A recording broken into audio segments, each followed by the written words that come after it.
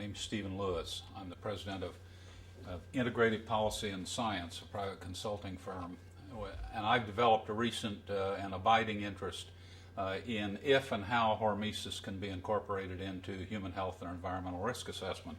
I made some notes so I would stay on topic. It begins with, over the last 30 years, I've been impressed with how interest in research in hormesis has increased. From, in the early 1980s, barely a handful of papers in an entire year, publications in an entire year, to more than 2,500 or nearly 2,500 last year. And that all sharpens the question, should risk assessment be taking account of hormesis in estimating risks to human health and the environment? For me, the answer is yes. If hormesis is real and generally beneficial, we're missing opportunities to do good things. If hormesis is harmful, as evidence says that it sometimes is, we're overlooking possible risks that we could be reducing. Assuming that both may be possible at any one time, we need to know that. This may seem like a change of topic, but it's really not. The Information Quality Act was passed by the United States government back in 2001.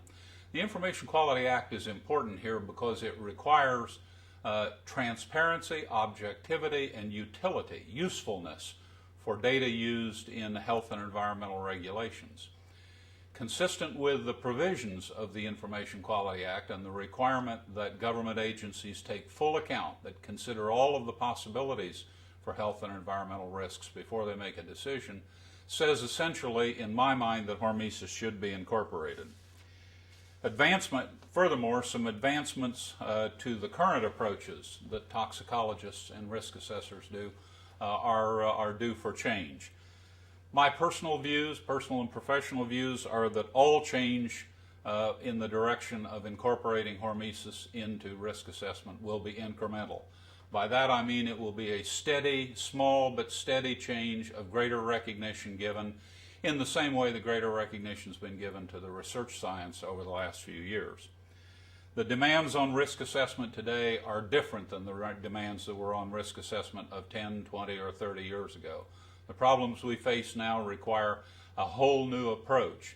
That whole new approach may be a refinement of past methods, traditional ways that toxicologists study risks to human health and the environment, but added with new scientific technologies.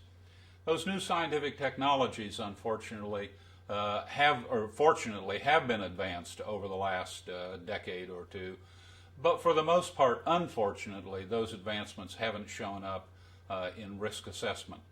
My sense is that change is overdue, and whichever view you take of the future of risk assessment, that is, the future will be advancements of the existing way that toxicology and risk assessment are done, or that it's a brave new world of an entirely new approach to risk assessment, change is in the air. Thank you.